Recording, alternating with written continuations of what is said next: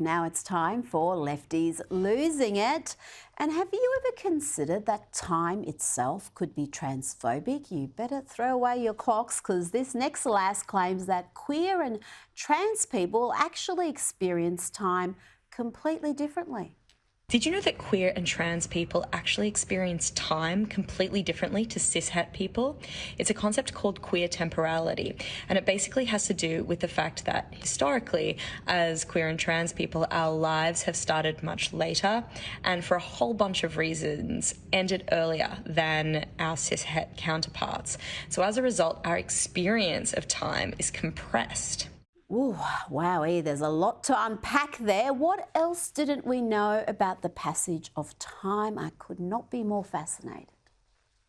Those milestones that we've been socialised to use to mark the passage of time, so things like marriage or having children or, working, retiring, inheritance, things like that, haven't been accessible to us.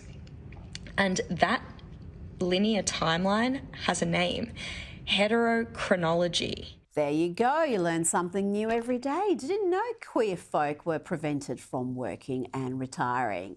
Now to Lefty Losing It headquarters, MSNBC, which makes the crazy folk at CNN look calm and rational.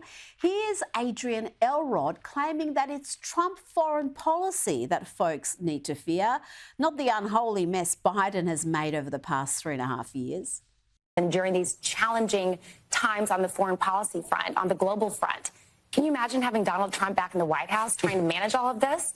I mean, President Biden's a seasoned foreign policy pro.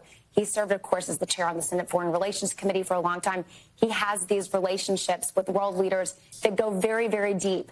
So we're going to be reinforcing the fact that that's an important attribute that the president has. Yes, Adrienne, I'm sure the American people are just terrified of Trump returning them to peace and prosperity, to 4 years of no new wars, of historic peace deals being struck between Israel and Muslim-majority nations. Somehow the Biden administration's profound weakness, emboldening the likes of China, Russia, Iran and North Korea, isn't making us safer. We're all shocked.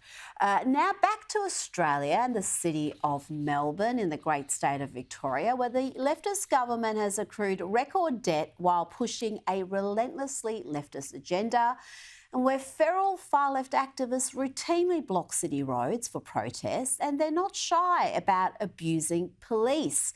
Listen here as they taunt the retreating officers with things like, "Run, you son of a slut," and "you effing rats." Charming stuff.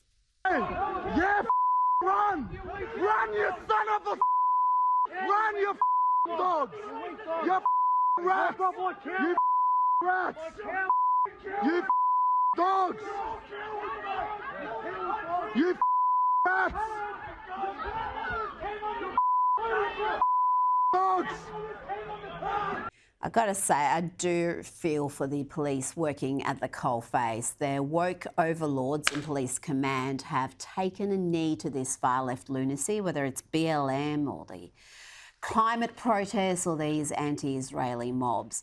Time for some French folk losing it. The EU elections have just taken place and the results were shocking for lefties, with Europe swinging hard to the right, and some folk took the news better than others.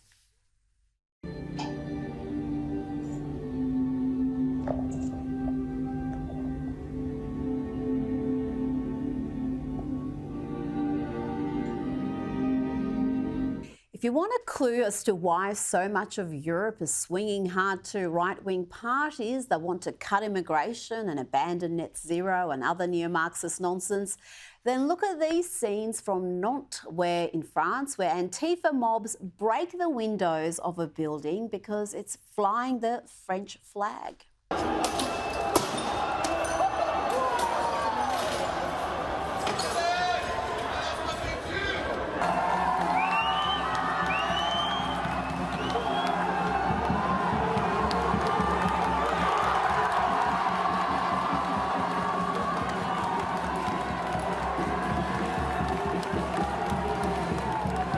Yeah, I can't imagine why folks are rejecting socialist lunacy.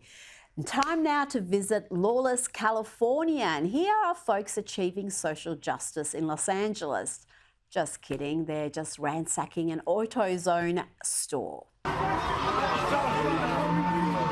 Stores just completely trashed. In an intense, crazy situation, there was a street takeover. The store was mobbed. The AutoZone, it ransacking, flipping that store upside down. We also see several people walking out with several pieces of merchandise.